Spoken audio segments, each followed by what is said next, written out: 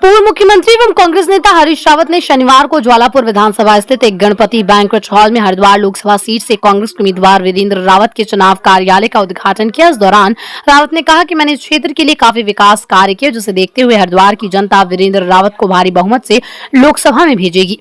इस दौरान कांग्रेस पूर्व मुख्यमंत्री हरीश रावत ने पत्रकारों से बातचीत करते हुए भाजपा पर हमला बोला। उन्होंने कहा कि भारतीय जनता पार्टी का 400 पार का नारा देश की जनता को गुमराह करने वाला है। उन्होंने कहा कि मैं भाजपा से पूछना चाहता हूं कि क्या वो देश का लोकतंत्र खत्म करना चाहते हैं। उन्होंने कहा कि उन्हें हरिद्वार लोकसभा सीट पर उनके पिता हरीश रावत द्वारा किए गए विकास कार्यों का लाभ मिलेगा। ठीक है, आज समर्थन दिया है कांग्रेस के प्रत्याशी को, किस कारण ये समर्थन लेना पड़ा? देखिए, राष्ट्रवादी जनलोक पार्टी बहुत समय से एक मुद्दे को लेकर आंदोलन कर रही है कि 70% रोजगार देने का जो प्रावधान, जो कानून उत्तराखंड सरकार ने बनाया हुआ है कि मूल निवास के बच्चों को रोजगार दिया जाएगा, उसको किसी ने भी लागू नहीं कराया। तो लोकसभा चुनाव में जब पार्टी ने ये फैसला किया कि हम लोग यहाँ पर चुनाव नहीं लड़ेंगे, तो हमने भाजपा को, बसपा को, कांग्रेस को, सभी को लेटर लिखा कि जो भी 70% रोजगार मूल निवास के बच्चों को देने का जो कानून बनाया है उसको लागू कराएगा हरिद्वार जिले में, हम उसको समर्थन देंगे। तो बीजेपी की तरफ से कोई जवाब नहीं आया, बसपा की तरफ से कोई जवाब नहीं आया, एकमात्र वीरेंद्र रावत जी की तरफ से हमें समर्थन मिला, हमें जो है जवाब मिला। और उन्होंने वादा किया कि अगर मैं लोकसभा सदस्य बनता हूं हरिद्वार से, तो हरिद्वार के हर बच्चे को, हर परिवार में एक नौकरी मैं यहाँ पर प्राइवेट फैक्ट्रियों में दिलाऊंगा, क्योंकि पहले से ही कानून इसका बना हुआ है। तो इसीलिए जब उन्होंने सहमति प्रकट करी, तो आज हमने यहाँ पर आके अपने वरिष्ठ पदाधिकारियों के साथ, जिसमें हमारे साथ जिला पंचायत सदस्य रविपाल सैनी जी हैं, जी बिल्कुल बिल्कुल, रविपाल सैनी जी और रविंदर सैनी जी और राजवीर गुर्जर जो हमारे मुख्य पदाधिकारी हैं, इनके नेतृत्व में एक बहुत विशाल कार्यक्रम राष्ट्रवादी जनलोक पार्टी लक्सर क्षेत्र में करेगी, जिसमें जो है हरीश रावत जी, वीरेंद्र रावत जी और जो कांग्रेस के अन्य पदाधिकारी हैं वो शामिल रहेंगे। आपकी पार्टी में कुल कितने कार्यकर्ता है और कितना लाभ वीरेंद्र रावत को होने वाला है? देखिए, हम लोग जिला पंचायत की सीटें जीते हुए हैं, आपके सामने मौजूद हैं रविपाल सैनी जी, 44 नंबर वार्ड के मौजूदा अभी के जिला पंचायत सदस्य हैं और भाजपा और दूसरी पार्टियों को हराकर ही बने हैं। उसके बगल की 42 नंबर सीट है हमारी सोनी वाल्मीकि, हमारी कैंडिडेट थी बहन, तो वो सेकंड नंबर आई थी, मात्र 110 वोटों से हार गई थी वो। और भी हमारे जिला पंचायत के जितने प्रत्याशी थे, तो वो भी सब लोग इसमें साथ हैं। प्लस विधानसभा का चुनाव भी हम लोग लड़े थे और अच्छे वोट यहाँ पे प्राप्त करे थे। मुझे लगता है कि बहुत अच्छी संख्या में हम लोग इन ट्रांसफ़र कराएंगे, क्योंकि और वोट ट्रांसफ़र कराने का ये मतलब नहीं है कि कोई निजी लाभ या हानि है।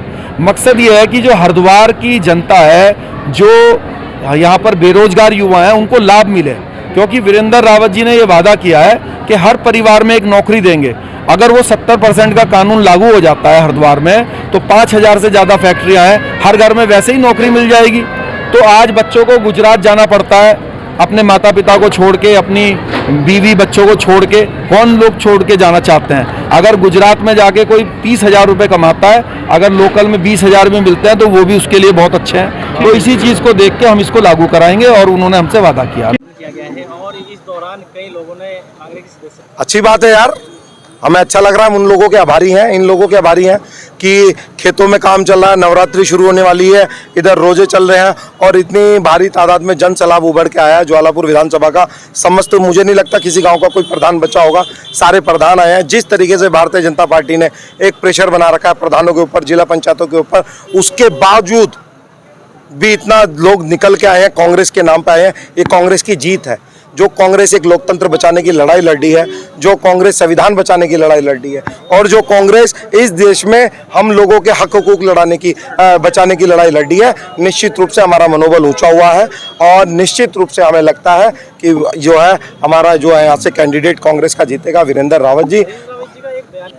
हमारे सभी बूथों पर जो भाजपा है, देखिए रावत जी ने किस परिप्रेक्ष्य में कहा है, मैंने उनका वो बयान सुना नहीं है, बट मैं इतना बता रहा हूँ, अभी मेरे ही भाषण में अभी आपने जो मैंने आपसे बात कही है, मैंने खुद आपको कह दिया कि ये भारतीय जनता पार्टी है, ये प्रधानों को, जिला पंचायतों को, पार्षदों को दबाने का कार्य कर रही है, ब्लैकमेलिंग का कार्य कर रही है। तो अब क्या पता उन्होंने इसी परिप्रेक्ष्य में ये बात कही हो, पर यह सच्चाई है कि ये लोकतंत्र खत्म करने का इनका पूरा एजेंडा है और अब तो उनको खुल के भी बोलने लगे हैं। उनके सांसद बोलने लगे हैं कि हमें 400 पार सीटें चाहिए। रीजन कि हमें संविधान बदलना है। जिस संविधान की मार्फत आज वो सांसद हैं, आज देश के जो है प्रधानमंत्री हैं, देश के मंत्री हैं, वो ही आज संविधान बदलने की बात करते हैं। तो संविधान से बड़ा, इस देश के लोगों से बड़ा ये मजा, इससे बड़ा मजाक कुछ नहीं हो सकता। शुभकामनाएं। और मैं ज्वालापुर क्षेत्र की कांग्रेस कमेटी को और वहां के विधायक को, सब लोगों को, वरिष्ठ कांग्रेसियों को बहुत बहुत बधाई देता हूं और बहुत शुभकामनाएं देता हूं। ये शुभ साबित हो और रिकॉर्ड तोड़ बहुमत के साथ इस विधानसभा से कांग्रेस जीते और इतने विशाल जन समूह के साथ। मैंने कहा जो जगह कल तक हमारी थी उस जगह पर आज बीजेपी काबिज हो गई है। हमको अपनी सारी सृष्टि छोड़ करके उस जगह से बीजेपी को हटाना है और वो ग्राम सभा से लेकर के दिल्ली तक ये लड़ाई लड़नी। नहीं, मैंने कार्यकर्ताओं के लिए नहीं कहा। मैंने कहा हम नेतागण को सुस्त नहीं करा रहे हैं और मगर हमारे सहयोगी और हमारे कार्यकर्ता चुस्त हैं। अभी मैं दूंगा उनको समर्थन जब उनकी जरूरत मंच पर जाएंगे अभी बाद में।